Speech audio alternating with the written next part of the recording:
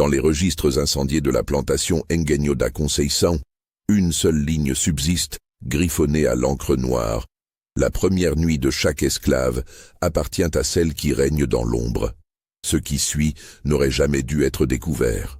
Avant de plonger dans cette histoire interdite, abonnez-vous à cette chaîne et laissez un commentaire pour nous dire de quelle ville vous nous écoutez. Croyez-moi, vous voudrez partager ce que vous allez entendre. Et maintenant, permettez-moi de vous emmener au Brésil, à une époque où certaines vérités étaient plus dangereuses que n'importe quel mensonge. L'année 1837.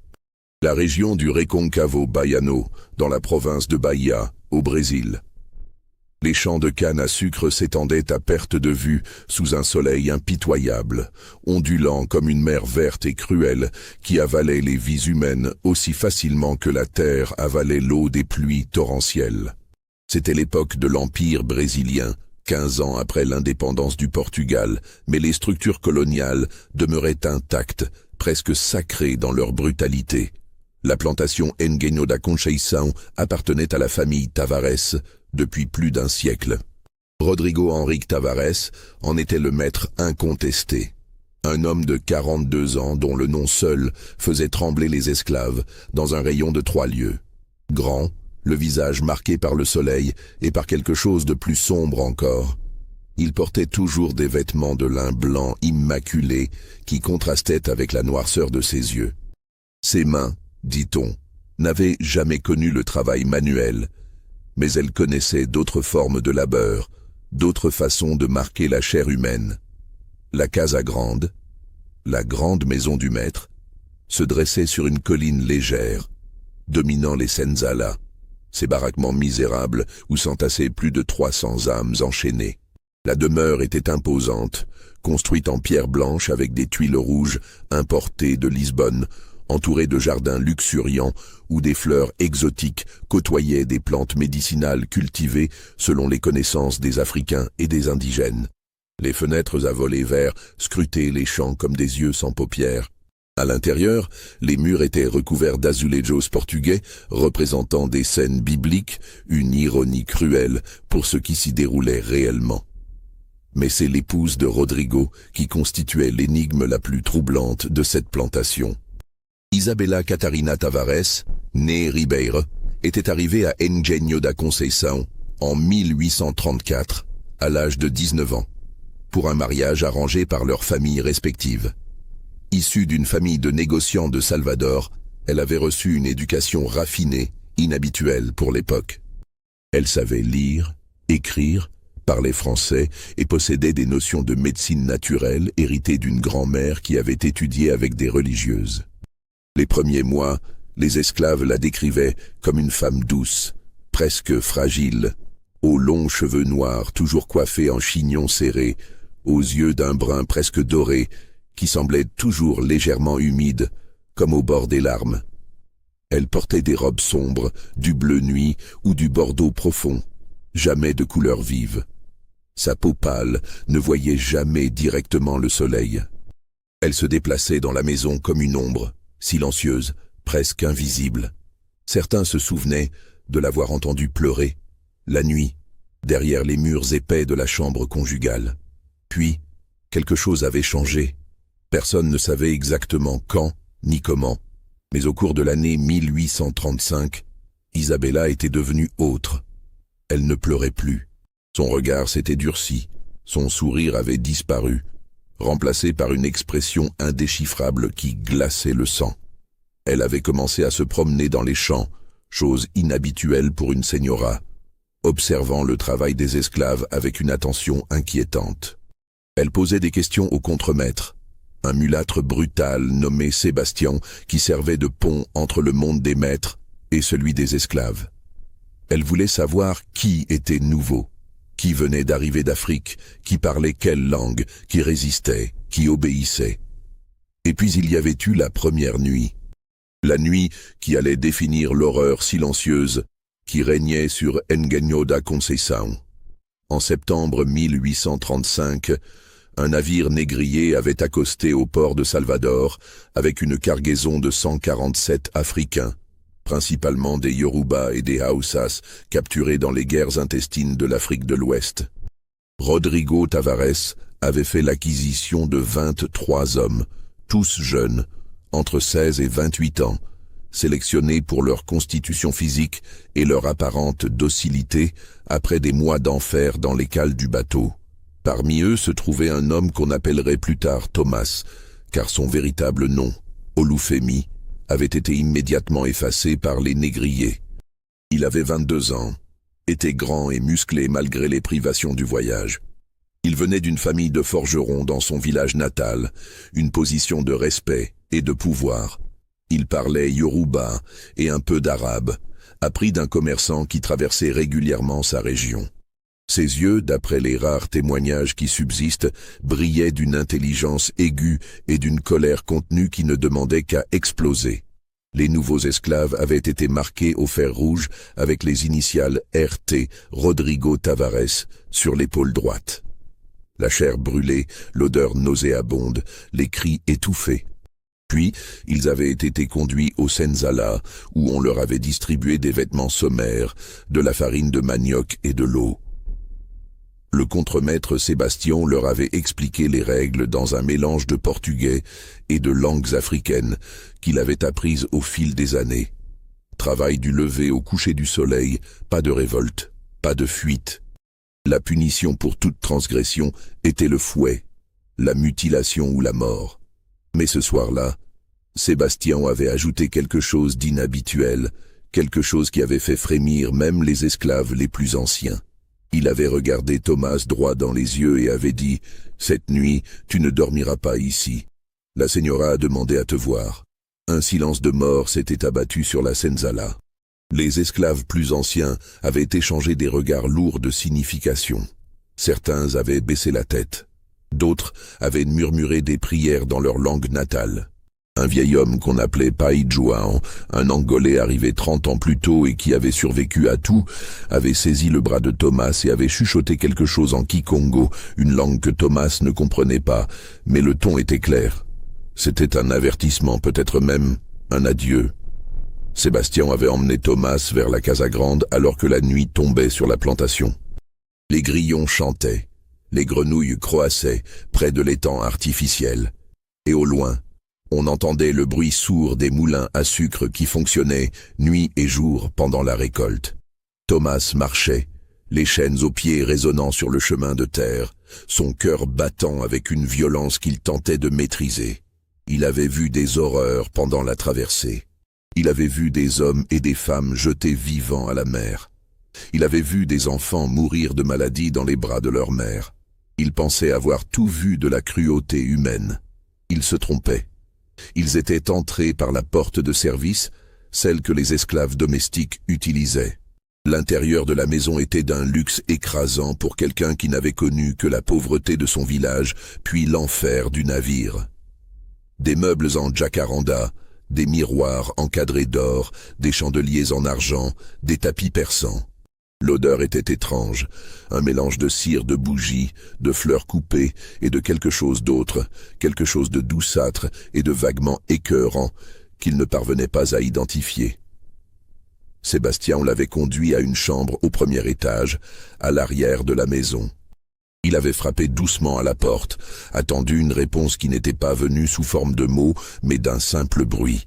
Puis il avait ouvert. Il avait poussé Thomas à l'intérieur et avait refermé la porte derrière lui, sans un mot, sans un regard. La pièce était faiblement éclairée par 3 bougies disposées sur une commode. Un grand lit à baldaquin occupait le centre, recouvert de draps blancs immaculés. Au mur, des images pieuses, des crucifix, une représentation de Nossa Senhora da Conceição, la Vierge de la Conception, patronne du Brésil. Et au milieu de tout cela, assise sur une chaise près de la fenêtre, se tenait Isabella Catarina Tavares. Elle portait une chemise de nuit blanche qui couvrait son corps de la gorge aux chevilles, mais le tissu était suffisamment fin pour révéler les contours de sa silhouette. Ses cheveux étaient détachés, tombant en cascades noires sur ses épaules, ce qui était considéré comme extrêmement intime à l'époque.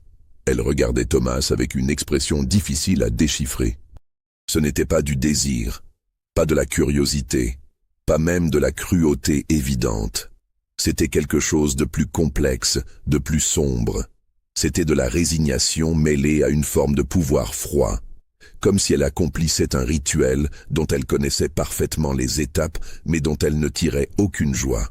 « Approche », avait-elle dit en portugais, sa voix basse et monocorde. Thomas était resté immobile. Il ne comprenait pas les mots, mais le ton était un ordre. Elle avait répété, cette fois en se levant de sa chaise et en faisant un geste de la main. Lentement, les chaînes cliquetant à chaque pas, il s'était approché. Son esprit travaillait à toute vitesse. Était-ce une forme de torture, une humiliation avant une exécution ou quelque chose d'encore plus pervers? Isabella avait posé sa main sur son torse nu, là où la marque au fer rouge était encore à vif. Il avait tressailli de douleur, mais elle n'avait pas retiré sa main. Elle avait examiné la brûlure avec un intérêt clinique, presque médical. Puis elle avait parlé, en portugais, sachant qu'il ne comprenait probablement pas, mais parlant quand même, peut-être pour elle-même plus que pour lui. « Tu es le 27e, avait-elle murmuré. « Le 27e depuis que cela a commencé. Tu te demandes pourquoi tu es ici, n'est-ce pas? Tu te demandes ce que je vais faire. » Elle avait fait une pause, son regard se perdant dans le vide. « Je ne suis qu'un outil. Lui, il regarde toujours. C'est sa façon de marquer ce qui lui appartient. De marquer ce qui m'appartient aussi, maintenant, tu comprends? Non, bien sûr que non.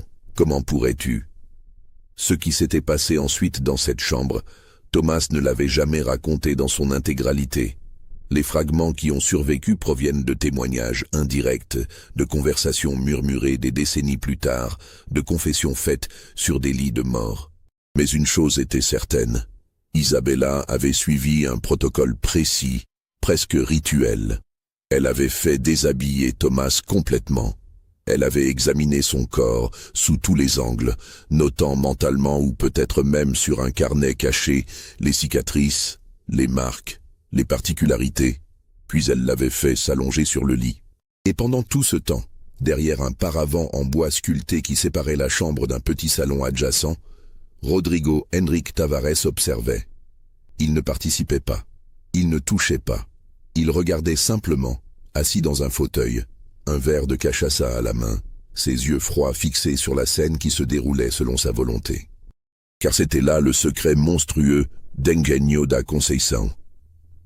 Rodrigo Tavares offrait sa propre épouse aux nouveaux esclaves mâles, mais ce n'était ni par générosité ni par perversion simple. C'était un système de domination d'une sophistication glaçante. C'était une façon de briser psychologiquement les nouveaux arrivants, de les marquer d'une honte indélébile, de créer un lien de culpabilité et de terreur qui les rendrait plus dociles. Et c'était aussi une façon de dominer Isabella elle-même, de la réduire à un instrument de sa volonté, de détruire en elle toute trace d'humanité ou de révolte. Cette première nuit avec Thomas avait duré jusqu'à l'aube. Quand Sébastien était venu le chercher, le jeune homme marchait comme un automate. Ses yeux étaient vides. Il ne parlait pas. Il ne pleurait pas. Il était ailleurs, déjà mort à l'intérieur, tout en continuant à respirer. On l'avait ramené à la senzala, où les autres esclaves avaient compris, sans qu'un mot soit prononcé. Péjouan avait simplement hoché la tête avec tristesse. Et la vie sur la plantation avait continué, comme si rien ne s'était passé. Comme si l'horreur était désormais tissée dans le quotidien, invisible mais omniprésente. Les semaines suivantes avaient révélé l'ampleur du système mis en place par Rodrigo Tavares. Ce n'était pas un incident isolé, pas une perversion ponctuelle. C'était une pratique établie, presque institutionnalisée au sein de la plantation. Chaque fois qu'un lot de nouveaux esclaves arrivait, Rodrigo sélectionnait personnellement un ou plusieurs hommes pour ce qu'il appelait, avec un cynisme glaçant, l'initiation. Il choisissait toujours les plus fiers, les plus forts, ceux dont les yeux brillaient encore d'une étincelle de résistance. Jamais les brisés, jamais les malades, jamais les résignés. Non, il voulait ceux qui avaient encore quelque chose à perdre, quelque chose à briser. Thomas avait été intégré aux équipes de travail des champs de canne. Le labeur était d'une dureté inimaginable. Debout avant l'aube, les esclaves travaillaient sous un soleil qui transformait la terre en fournaise.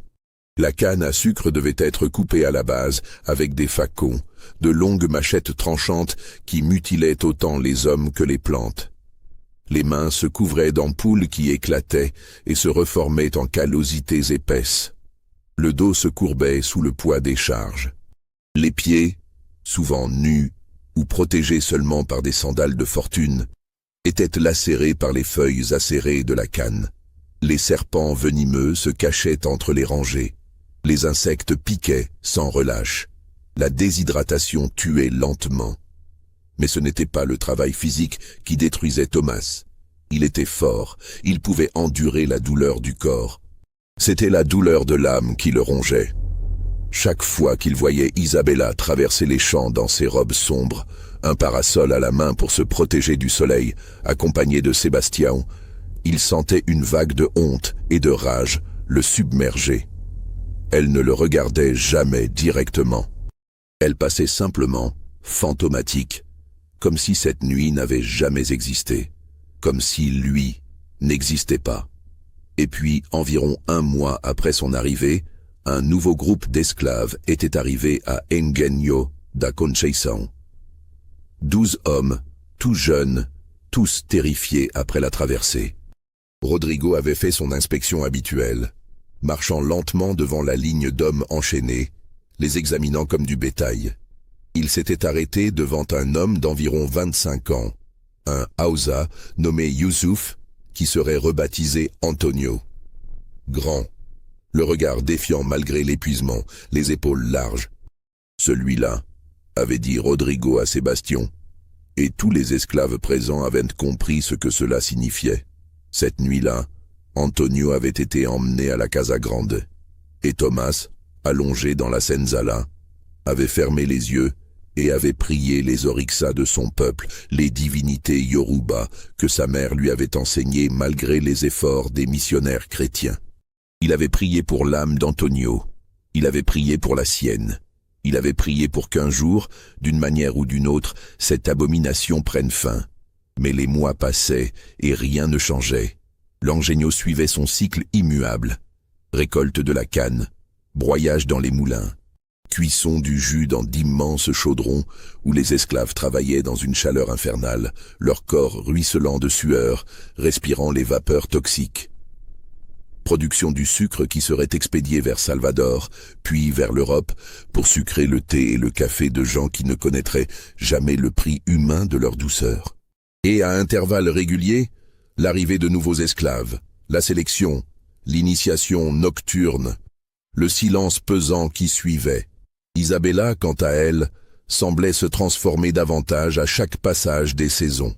Elle avait commencé à participer plus activement à la gestion de la plantation, chose inhabituelle pour une señora, mais que Rodrigo encourageait.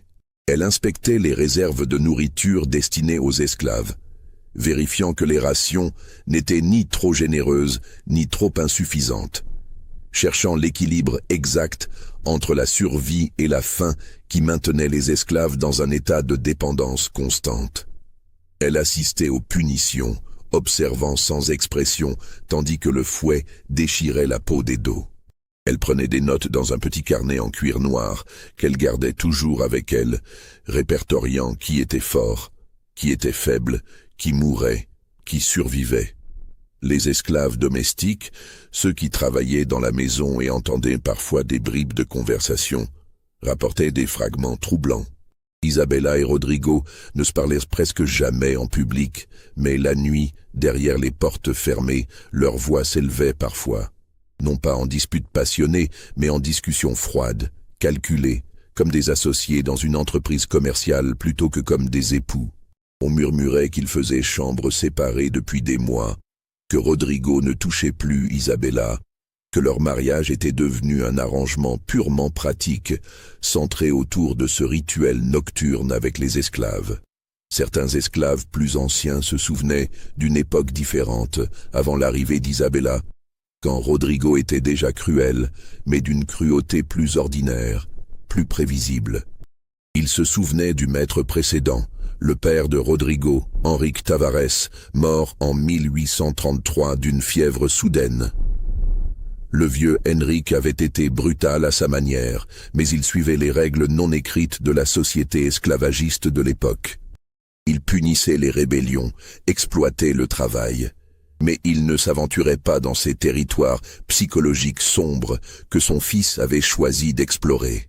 Qu'est-ce qui avait transformé Rodrigo en ce qu'il était devenu? Qu'est-ce qui avait transformé Isabella? Ces questions hantaient les esprits de ceux qui vivaient sous leur domination, mais personne n'osait les poser à voix haute. Si cette histoire vous glace déjà le sang, appuyez sur j'aime et dites-moi dans les commentaires ce que vous pensez qu'il s'est vraiment passé entre Rodrigo et Isabella pour en arriver à cette horreur. Croyez-moi, ce que vous allez découvrir ensuite est encore plus troublant. L'année 1838 apporta avec elle une sécheresse inhabituelle pour la région. Les pluies de l'automne ne vinrent pas, ou si peu que les champs commencèrent à jaunir prématurément. Le niveau de l'eau dans les réservoirs baissa dangereusement. Les esclaves devaient marcher de plus en plus loin pour puiser l'eau nécessaire aux moulins et à la consommation. La faim toujours présente devint plus aiguë. Les rations furent réduites, les maladies se propagèrent. La typhoïde emporta 12 esclaves en un mois. Le scorbut fit des ravages, parmi ceux dont l'alimentation était la plus pauvre. C'est dans ce contexte de tension croissante que Thomas commença à changer. Après presque 3 ans sur la plantation, il avait appris le portugais, d'abord par nécessité pour comprendre les ordres, puis par volonté de comprendre le monde dans lequel il était piégé. Il écoutait les conversations, absorbait les informations, observait les dynamiques de pouvoir. Et lentement, imperceptiblement, quelque chose se rallumait en lui. Ce n'était plus l'étincelle de résistance aveugle de sa jeunesse, mais quelque chose de plus froid, de plus calculé. C'était de la détermination. Il s'était lié d'amitié avec Pai João, le vieil Angolais qui avait tenté de l'avertir lors de sa première nuit. João avait survécu 3 décennies d'esclavage en développant une sagesse particulière, une compréhension profonde des mécanismes de survie et de résistance. Il ne prêchait pas la révolte ouverte, il savait que c'était un suicide. Mais il enseignait les petites rébellions, les façons de préserver son humanité dans un système conçu pour la détruire. Il transmettait les histoires des ancêtres, les chants en langues africaines, les prières aux orixas, que l'Église catholique tentait d'effacer. « Tu veux comprendre pourquoi le Sino fait ce qu'il fait ?» avait demandé João un soir, alors qu'ils étaient assis dans un coin sombre de la Senzala, parlant à voix basse pour ne pas être entendus. « Ce n'est pas pour le plaisir de la chair, c'est pour le pouvoir. Quand un homme couche avec la femme du maître, même forcé, même violé, il porte une marque invisible. Il devient complice malgré lui, il ne peut plus se considérer comme pur dans sa révolte. » Et la señora, elle aussi, elle est brisée de cette façon. Elle n'est plus une femme, elle est un instrument. Et un instrument ne se révolte pas. Thomas avait écouté en silence, digérant ses paroles. Puis il avait posé la question qui le hantait depuis des mois. « Est-ce qu'il y a eu d'autres avant moi ? Tu as dit que j'étais le 27e. » João avait hoché la tête gravement. « J'en ai connu beaucoup. Certains sont devenus fous. Certains se sont pendus. Certains ont tenté de s'enfuir et ont été rattrapés, torturés, tués comme exemple. Mais quelques-uns ont survécu, comme toi, comme Antonio. Vous portez tous la même blessure. Et peut-être un jour, cette blessure commune deviendra une force. » C'était une idée dangereuse, presque suicidaire, mais elle avait germé dans l'esprit de Thomas. Il avait commencé à observer Antonio avec plus d'attention. Le Hausa travaillait dans les champs avec une intensité farouche, comme s'il cherchait à s'épuiser physiquement pour ne pas penser. Mais parfois, leurs regards se croisaient, et Thomas voyait dans les yeux d'Antonio le même mélange de honte, de rage et de désespoir qu'il ressentait lui-même. Un dimanche, jour de repos partiel où les esclaves étaient autorisés à cultiver leur propre petit jardin potager pour compléter leur ration, Thomas s'était arrangé pour travailler près d'Antonio. Ils avaient échangé quelques mots en portugais, prudemment, sachant que Sébastien avait des informateurs parmi les esclaves. Puis, profitant d'un moment où personne ne les observait, Thomas avait murmuré « Tu sais ce qu'il nous a fait. Tu sais pourquoi ?» Antonio avait figé, ses mains se crispant sur la houe qu'il tenait. Puis, sans regarder Thomas, il avait répondu d'une voix blanche « Je sais, mais que peut-on y faire? Nous sommes des morts vivants. » « Peut-être, » avait dit Thomas, « ou peut-être que nous sommes les seuls qui comprennent vraiment qui est le monstre ici. » Cette conversation avait marqué le début d'une alliance secrète. Thomas, Antonio et quelques autres hommes qui avaient subi la même humiliation commencèrent à se réunir discrètement, toujours en petits groupes, toujours en faisant semblant de travailler ou de se reposer. Ils ne parlaient pas ouvertement de révolte, pas encore, mais ils partageaient leurs observations sur les routines de la plantation, sur les faiblesses du système de surveillance, sur les moments où les maîtres étaient moins vigilants. Et ils discutaient d'Isabella, car elle était devenue, dans leur esprit collectif, une figure paradoxale, à la fois victime et bourreau, à la fois prisonnière et geôlière. Certains la haïssaient avec une intensité brûlante, la tenant pour aussi coupable que Rodrigo. D'autres ressentaient une forme perverse de pitié, reconnaissant en elle une autre esclave, enchaînée par des liens différents mais tout aussi réels. Thomas, lui, oscillait entre ces deux pôles. Il l'avait observé pendant des mois, cherchant à comprendre ce qui se cachait derrière son masque impassible. Et il avait remarqué des détails que d'autres avaient manqués. La façon dont ses mains tremblaient légèrement quand elle pensait que personne ne regardait. Les cernes sous ses yeux qui s'approfondissaient de semaine en semaine. Le fait qu'elle avait perdu du poids, son corps devenant presque squelettique sous ses robes amples. Et surtout, il avait remarqué qu'elle prenait de plus en plus souvent une petite fiole en verre qu'elle gardait dans une poche de sa robe, buvant quelques gouttes d'un liquide ambré. Un jour de septembre 1838, alors que Thomas travaillait près de la Casa Grande, réparant une section de clôture sous la supervision distraite de Sébastien, il avait entendu des voix élevées provenant de l'intérieur de la maison. C'était inhabituel. Les Tavards ne se disputaient jamais publiquement, maintenant toujours une façade de respectabilité. Mais cette fois, quelque chose semblait avoir rompu le vernis de leur relation glaciale. « Tu ne peux pas continuer ainsi. » C'était la voix d'Isabella, aiguë, presque hystérique. « Je ne suis pas un objet. Je ne suis pas ton outil. » La réponse de Rodrigo était trop basse pour être distinctement entendue, mais le ton était menaçant. « Non !» Isabella avait crié. « Tu as dit que ce serait temporaire, que c'était nécessaire pour établir ton autorité, mais cela fait 3 ans. 3 ans que je suis réduite à ça. Quand est-ce que ça s'arrêtera ?» Nouveau grondement de Rodrigo, puis un bruit sourd, comme si quelque chose de lourd était tombé ou avait été jeté contre un mur. Ensuite, le silence. Un silence pesant, menaçant, qui fit dresser les cheveux sur la nuque de Thomas. Sébastien avait immédiatement réagi, sifflant à Thomas de retourner au travail et de ne rien avoir entendu, son visage trahissant une inquiétude inhabituelle.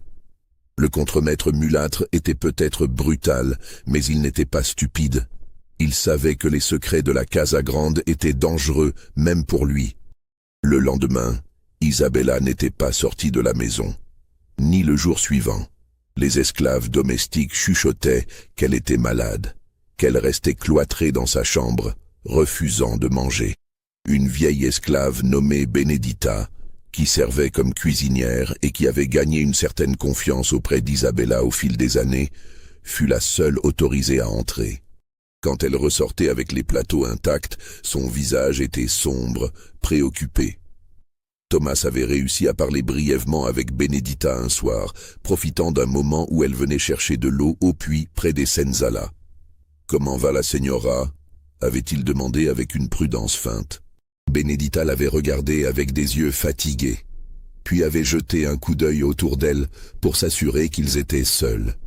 « Elle est en train de mourir », avait-elle murmuré. « Pas de maladie du corps, mais de l'esprit. Elle boit ce laudanum comme si c'était de l'eau. Elle ne dort plus, ou seulement par brefs moments quand la drogue la terrasse. Elle parle toute seule parfois. Elle dit des choses étranges. Quel genre de choses ? Avait insisté Thomas. Benedita avait hésité, puis elle parle d'un pacte, d'un marché qu'elle a fait. Elle répète « Je pensais que je pourrais le supporter. Je pensais que ce serait le prix pour ma liberté. Mais il n'y a pas de liberté dans l'enfer. Qu'est-ce que ça peut bien vouloir dire ?» Thomas n'avait pas répondu, mais son esprit tournait à pleine vitesse. Un pacte, un marché. Cela confirmait ce qu'il avait commencé à soupçonner. Isabella n'avait pas toujours été ce qu'elle était devenue. Quelque chose s'était passé. Quelque chose l'avait transformée, et ce quelque chose impliquait un choix qu'elle avait fait, ou cru faire. Au cours des semaines suivantes, Isabella avait fini par réapparaître, mais elle était comme une ombre d'elle-même. Elle flottait à travers la plantation, ses mouvements mécaniques, son regard vide. Elle ne supervisait plus les esclaves avec la même attention. Elle ne prenait plus de notes dans son carnet noir. Elle se contentait d'exister, à peine, comme si une partie essentielle d'elle-même s'était éteinte. Et puis, en novembre de cette même année, quelque chose d'inattendu se produisit. Un visiteur arriva à Engenho da Conceição. C'était un homme dans la cinquantaine, habillé de façon austère mais élégante, qui se présenta comme le docteur Álvaro Ferreira da Silva, médecin de Salvador envoyé par la famille Ribeiro, les parents d'Isabella, qui avaient reçu des lettres inquiétantes de leur fille et souhaitaient s'assurer de son état de santé. Rodrigo ne pouvait pas refuser de recevoir le médecin sans éveiller des soupçons. Les apparences devaient être maintenues, surtout vis-à-vis de la famille d'Isabella qui, bien que moins riche que les Tavar, avait des connexions importantes dans la société de Salvador. Le docteur Silva fut donc installé dans une chambre d'invités et autorisé à examiner Isabella.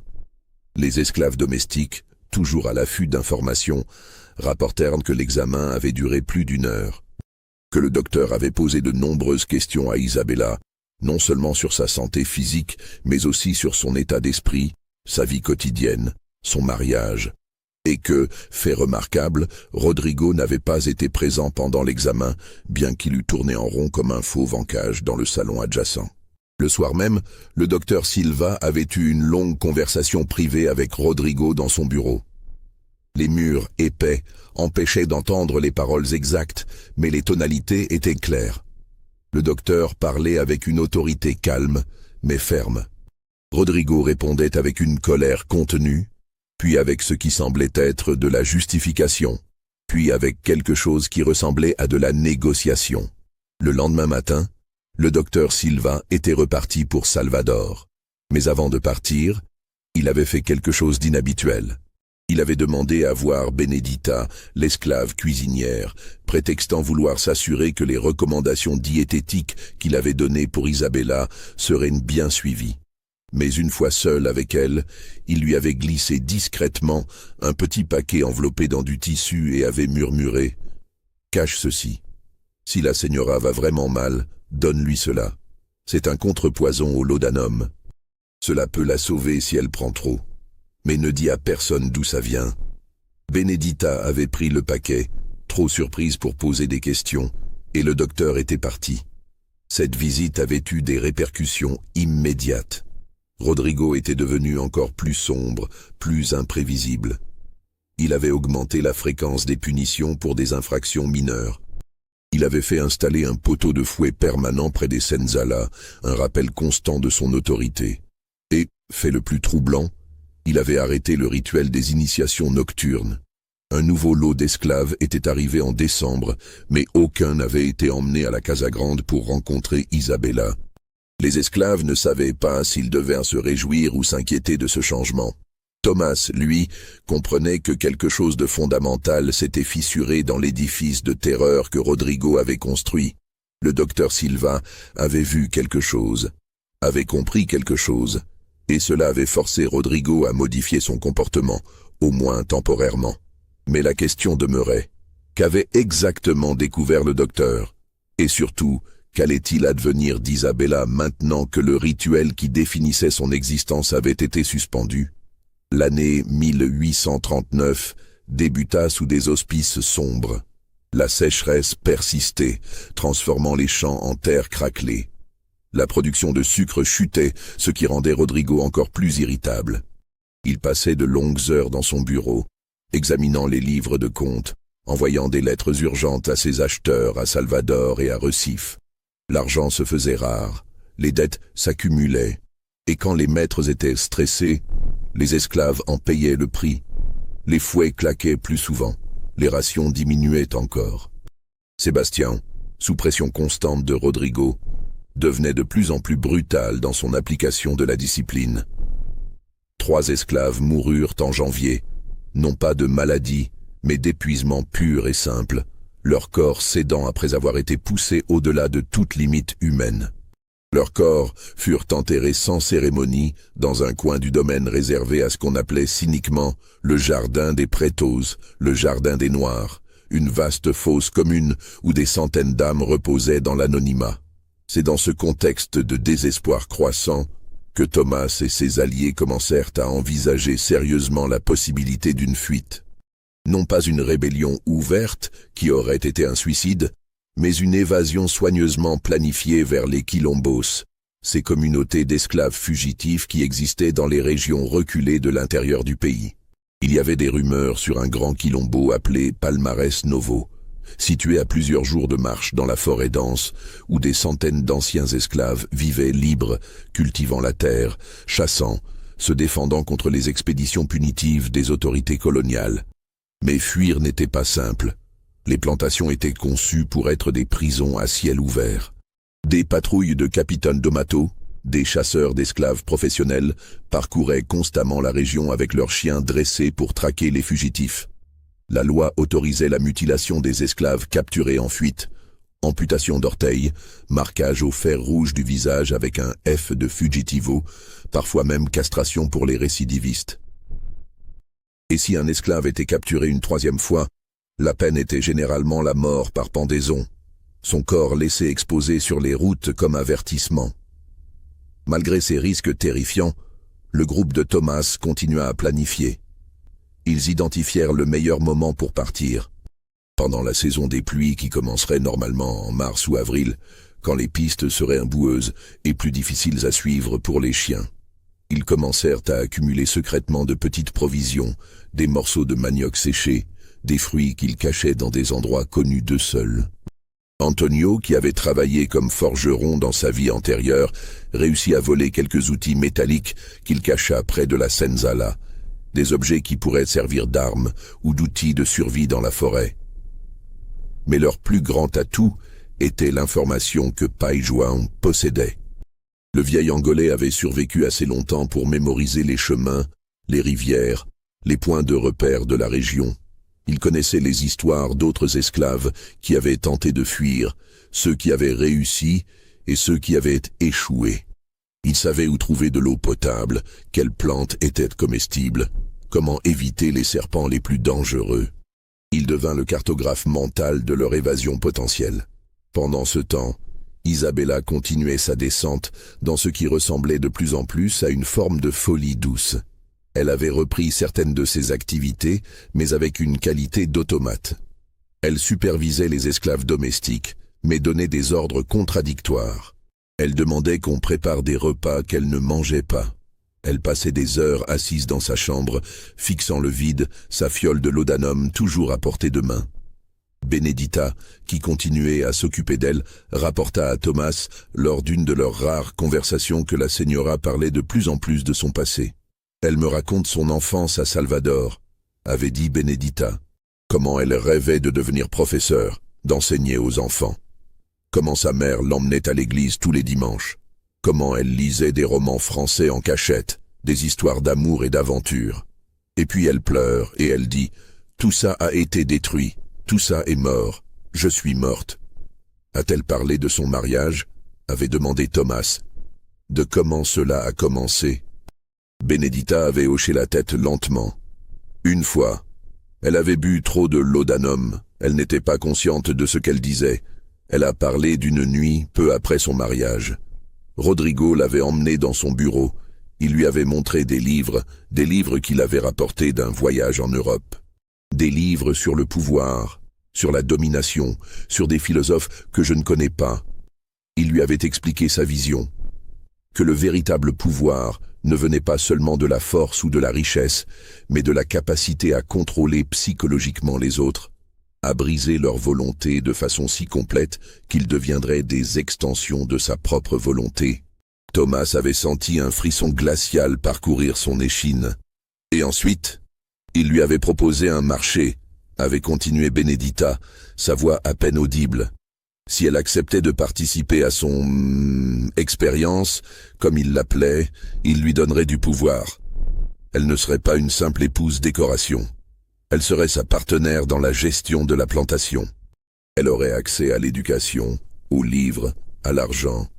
Elle pourrait faire venir des professeurs, étudier la médecine qu'elle adorait.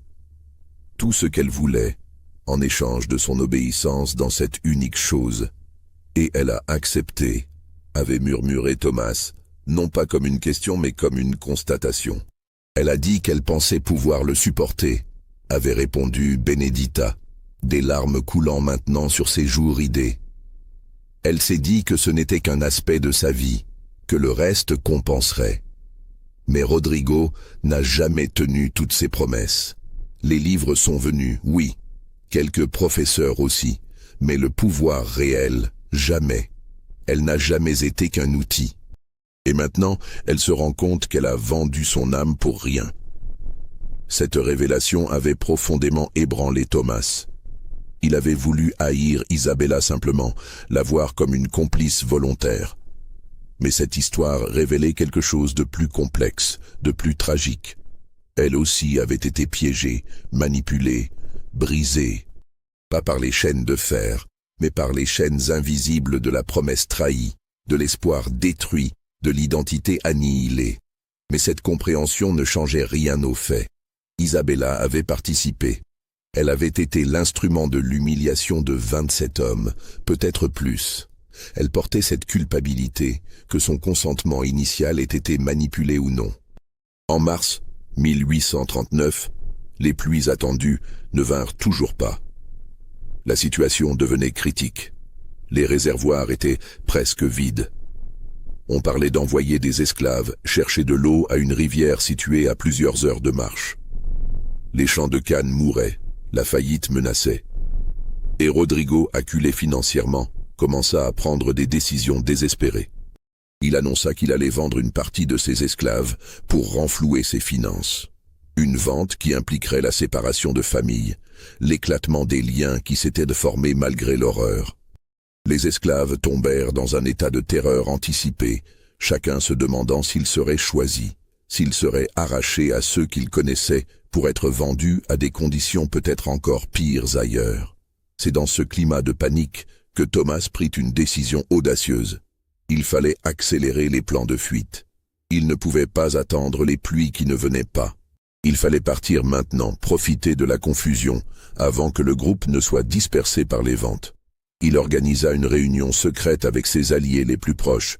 Antonio, Pai João, un jeune homme nommé Miguel qui avait été capturé récemment et qui connaissait les forêts de sa région d'origine, et deux autres hommes, Raphaël et Lucas, qui avaient tous deux subi le rituel nocturne et qui portaient la même rage contenue.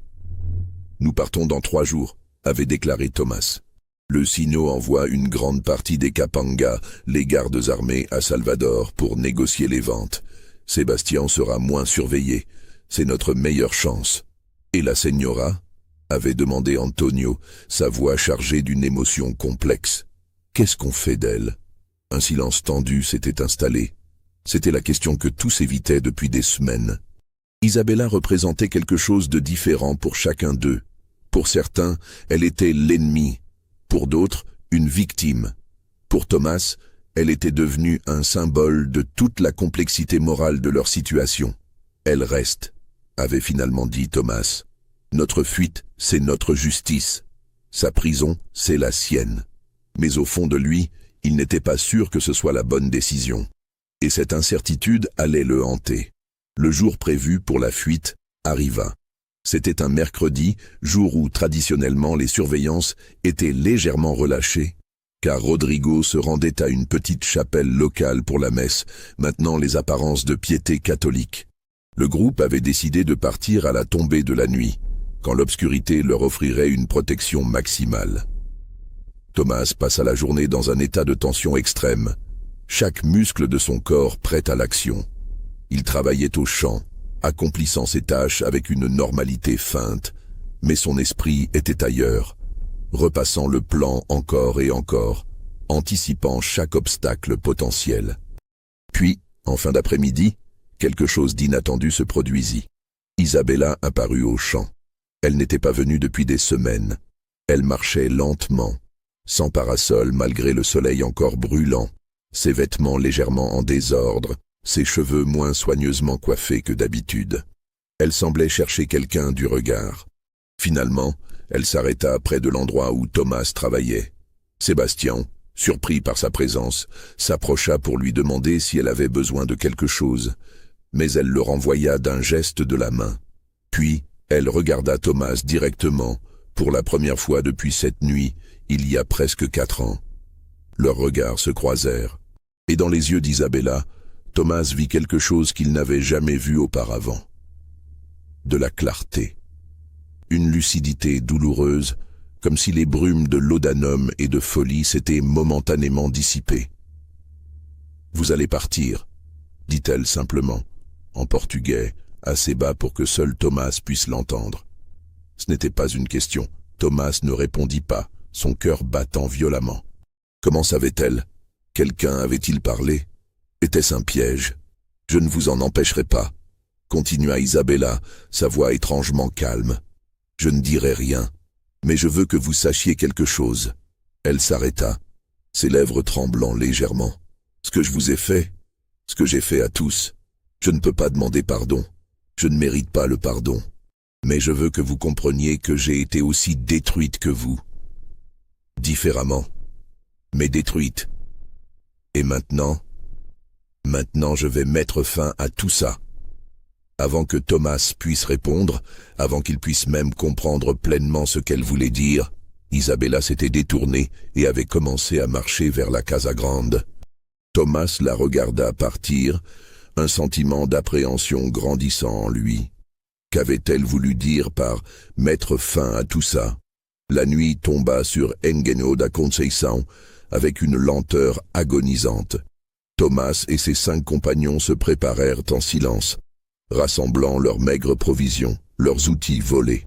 Ils avaient convenu d'un point de rendez-vous près de la limite sud de la plantation, là où la forêt commençait. Ils partiraient, par petits groupes, pour ne pas éveiller les soupçons, puis se rejoindraient. Mais alors que Thomas s'apprêtait à quitter la Senzala, une agitation soudaine éclata près de la Casa Grande. Des cris, des bruits de course, des lumières qui s'allumaient précipitamment dans toutes les pièces. Quelque chose n'allait pas. Sébastien apparut, courant vers les baraquements, son visage déformé par quelque chose qui ressemblait à de la panique. « Tout le monde reste ici !» hurla-t-il. « Personne ne bouge, le sino va venir. » Les esclaves se figèrent, échangeant des regards inquiets. Thomas sentit son estomac se nouer. Le plan était-il découvert? Mais comment?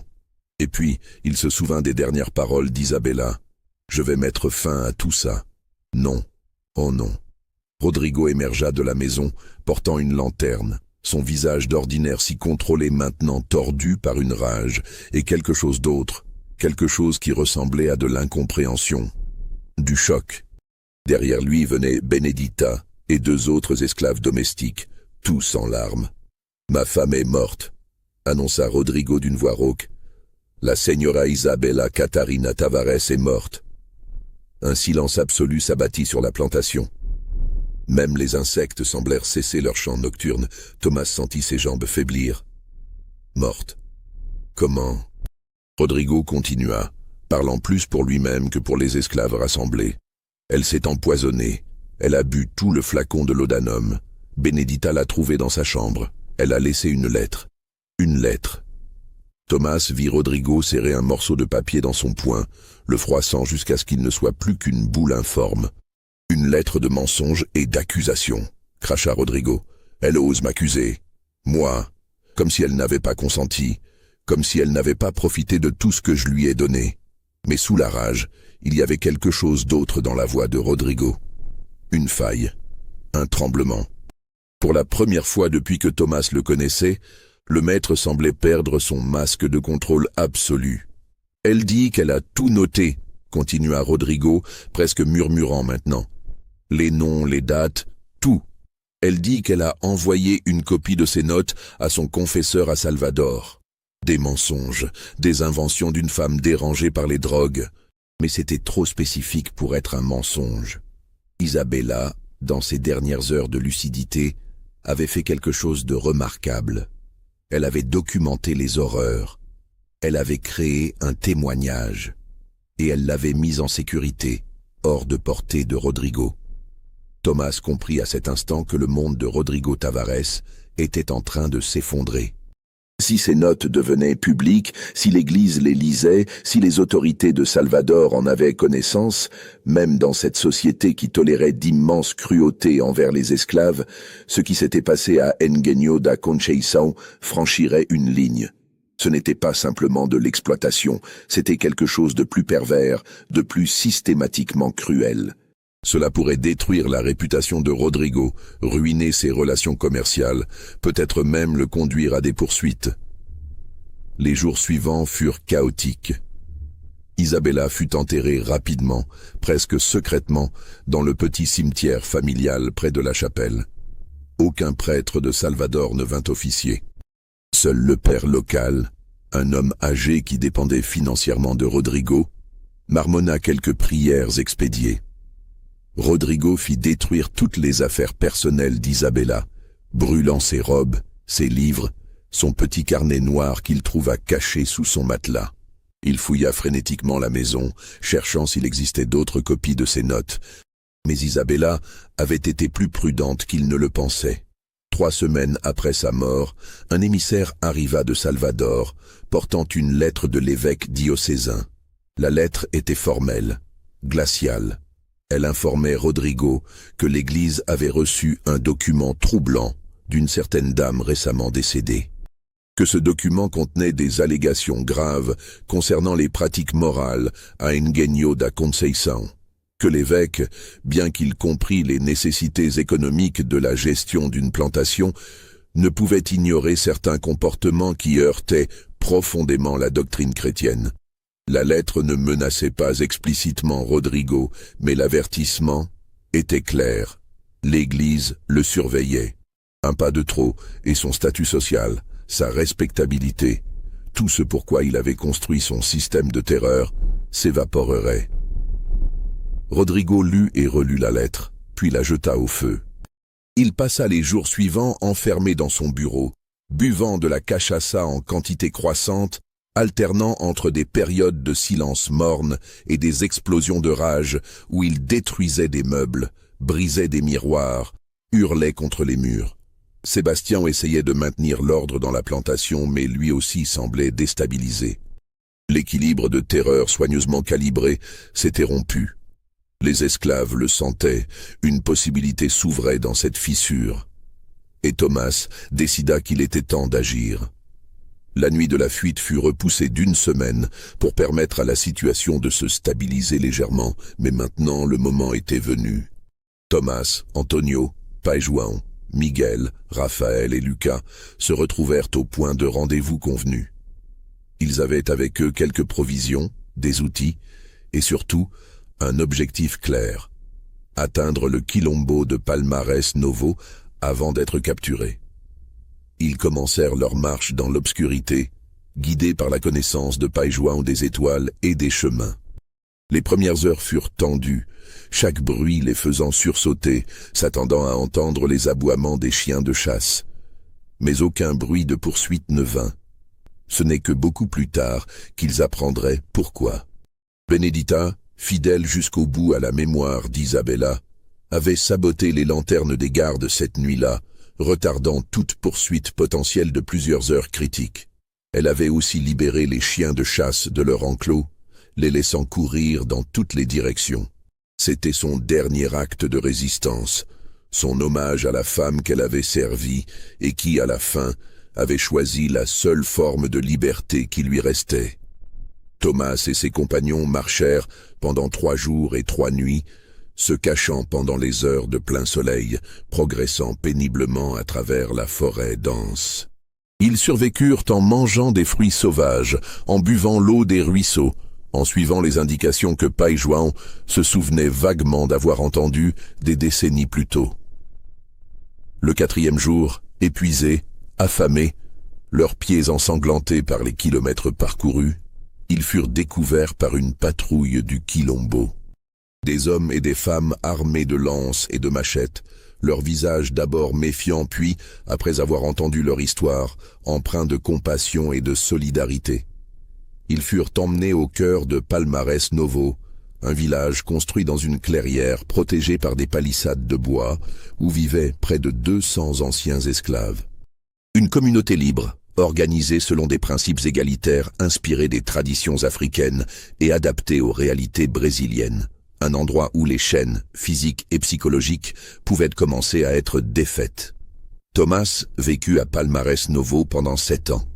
Il apprit à cultiver la terre selon les méthodes communautaires du Quilombo. Il se maria avec une femme nommée Teresa, une ancienne esclave d'une plantation voisine qui était arrivée au Quilombo 2 ans avant lui. Ils eurent 2 enfants, un garçon et une fille, qui grandirent libres, sans jamais connaître le poids des chaînes ou la morsure du fouet.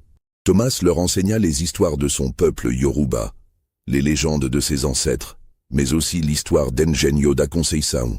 Pas pour transmettre la haine, mais pour que la mémoire ne se perde pas, pour que les générations futures comprennent le prix de la liberté. Antonio devint l'un des défenseurs du Quilombo, entraînant les jeunes hommes aux techniques de combat nécessaires pour repousser les expéditions punitives qui venaient périodiquement tenter de détruire leur communauté. Il ne parlait presque jamais de ce qui s'était passé à la plantation, gardant cette douleur enfouie profondément. Mais ceux qui le connaissaient voyaient parfois dans ses yeux une obscurité qui ne s'estompait jamais complètement. Pai Juan mourut paisiblement 2 ans après leur arrivée, entouré de ceux qui l'avaient aidé à libérer. Ses dernières paroles furent en Kikongo, une prière à ses ancêtres, leur demandant d'accueillir son esprit fatigué. On l'enterra selon les rituels africains préservés dans la mémoire collective du Quilombo, et son nom fut gravé sur un arbre sacré au centre du village, aux côtés de tous ceux qui avaient donné leur vie pour la liberté. Miguel, Raphaël et Lucas devinrent également des membres respectés de la communauté, chacun apportant ses compétences et reconstruisant lentement ce que l'esclavage avait tenté de détruire en eux.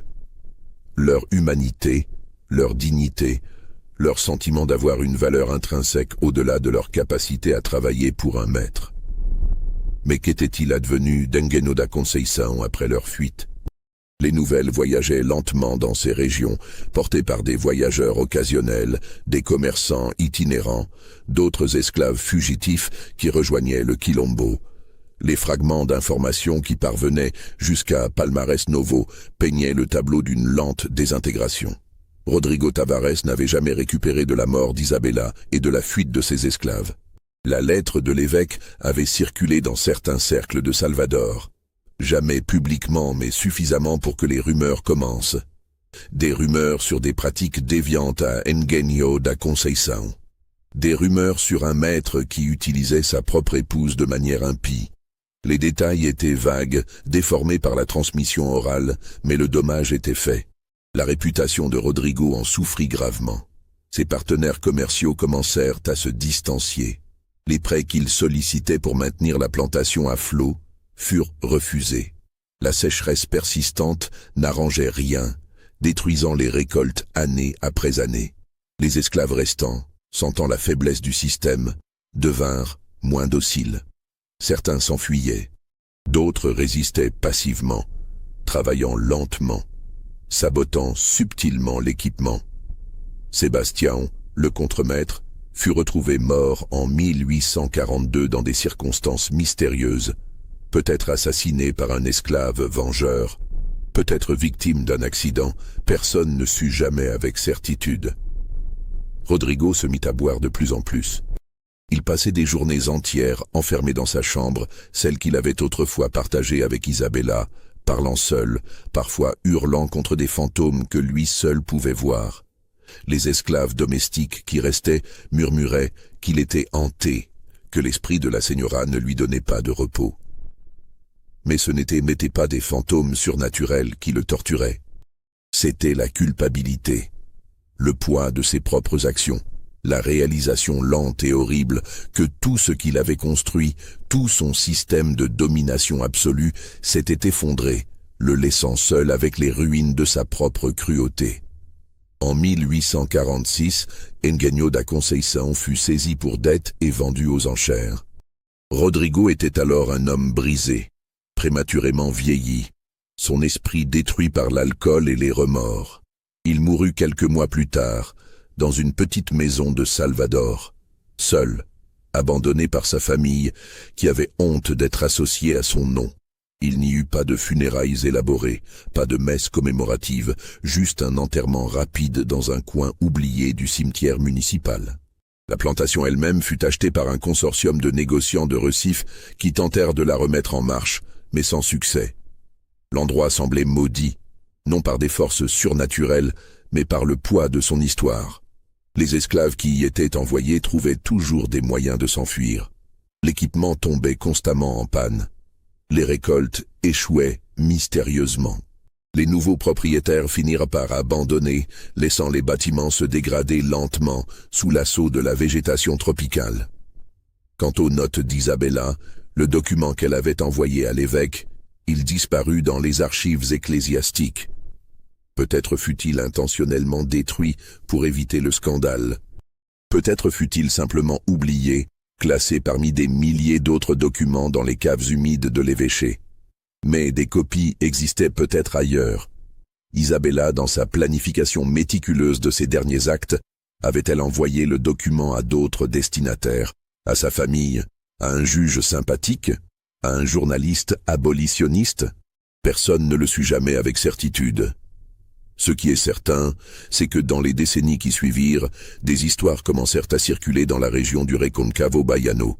Des histoires sur une plantation maudite où un maître fou avait commis des actes innommables.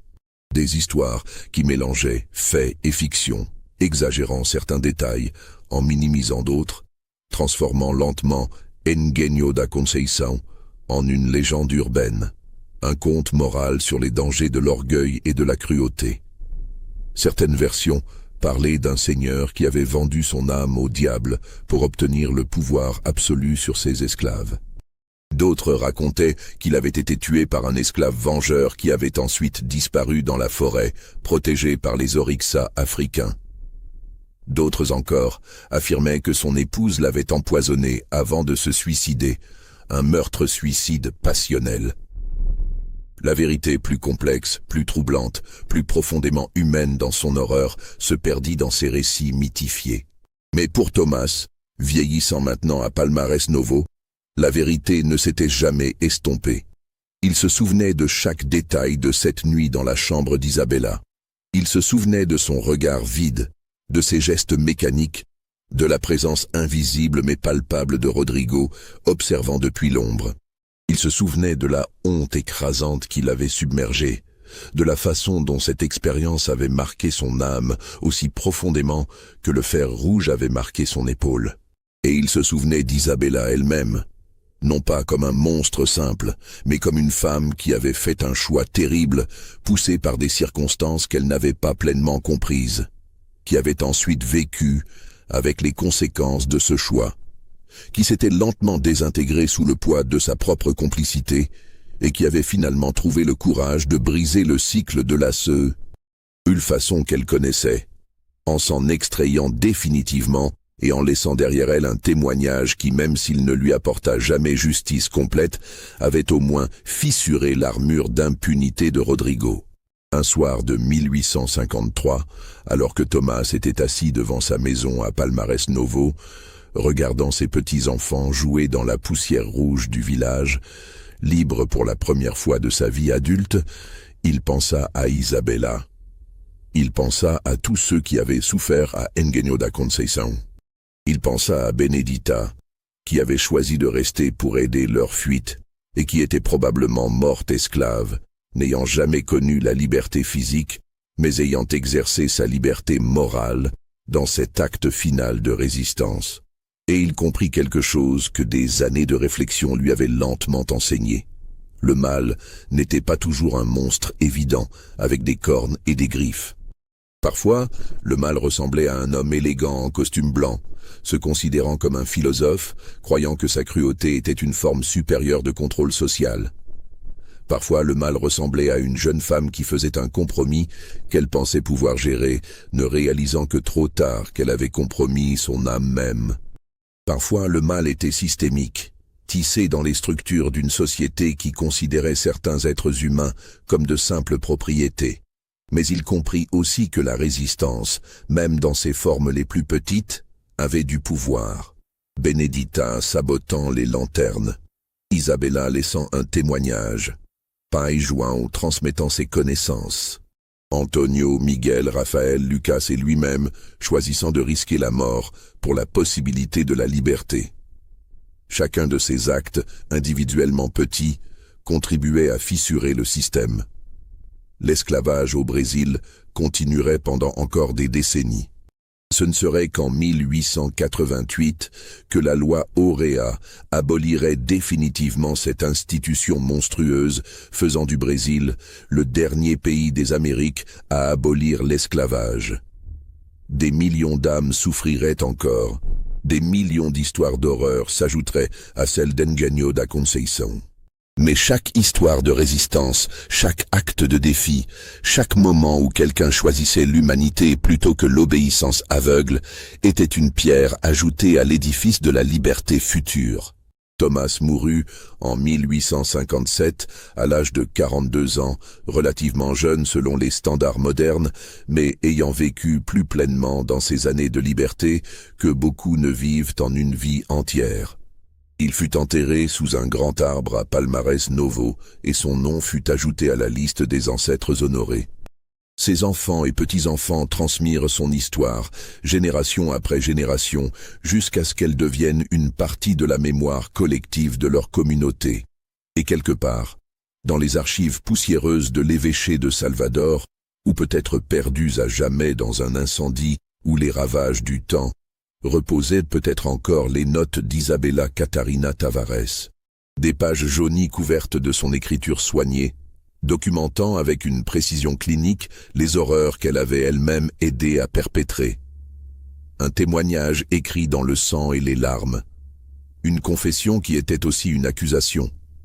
Un dernier acte de résistance d'une femme qui avait perdu presque tout, mais qui avait refusé de perdre la dernière chose qui lui restait. La capacité de dire la vérité.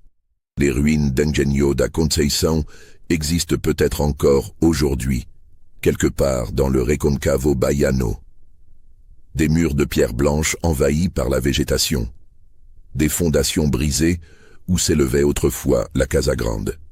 Des dépressions dans le sol marquant l'emplacement des anciennes senzalas. Et si vous cherchiez assez longtemps, si vous creusiez assez profondément, peut-être trouveriez-vous les restes du jardin des Prétos, cette fosse commune où reposent des centaines d'âmes anonymes, des hommes, des femmes et des enfants qui travaillèrent jusqu'à la mort pour produire le sucre qui adoucissait le thé en Europe. Des êtres humains réduits à des numéros dans les livres de comptes, à des outils dans un système d'exploitation industrielle. Mais leurs histoires, même quand leurs noms sont perdus, méritent d'être rappelés. Parce que c'est seulement en se souvenant de l'horreur que nous pouvons nous assurer de ne jamais la répéter. C'est seulement en reconnaissant la capacité humaine pour la cruauté que nous pouvons cultiver consciemment notre capacité pour la compassion. Et c'est seulement en honorant ceux qui ont résisté, qui ont survécu, qui ont trouvé des moyens de préserver leur humanité dans les circonstances les plus déshumanisantes, que nous pouvons comprendre la force remarquable de l'esprit humain. L'histoire d'Engenho da Conceição n'est pas une histoire de fantômes ou de malédictions surnaturelles. C'est une histoire de monstres bien réels. L'ambition sans limite morale, le pouvoir sans empathie, le compromis avec le mal qui détruit lentement l'âme. Mais c'est aussi une histoire de résilience extraordinaire, de solidarité forgée dans la souffrance commune, de courage qui se manifeste non pas dans les grands gestes héroïques, mais dans les choix quotidiens de rester humain malgré tout. Et si parfois, Dans les nuits calmes de cette région du Brésil, les anciens racontent qu'on peut encore entendre des murmures provenant des ruines de cette plantation. Ce ne sont pas les voix des morts qui reviennent pour hanter les vivants. Ce sont les échos de l'histoire elle-même, nous rappelant que le passé n'est jamais vraiment passé, que les crimes commis contre l'humanité laissent des traces qui perdurent à travers les générations, et que nous avons tous la responsabilité de nous souvenir, de comprendre et de faire en sorte que de telles horreurs ne se reproduisent jamais. Dans cette perspective, l'histoire de Rodrigo Henrique Tavares et d'Isabella Catarina Tavares devient plus qu'un simple récit de cruauté individuelle. Elle devient un miroir dans lequel nous pouvons voir les dangers de tout système qui déshumanise une catégorie d'êtres humains.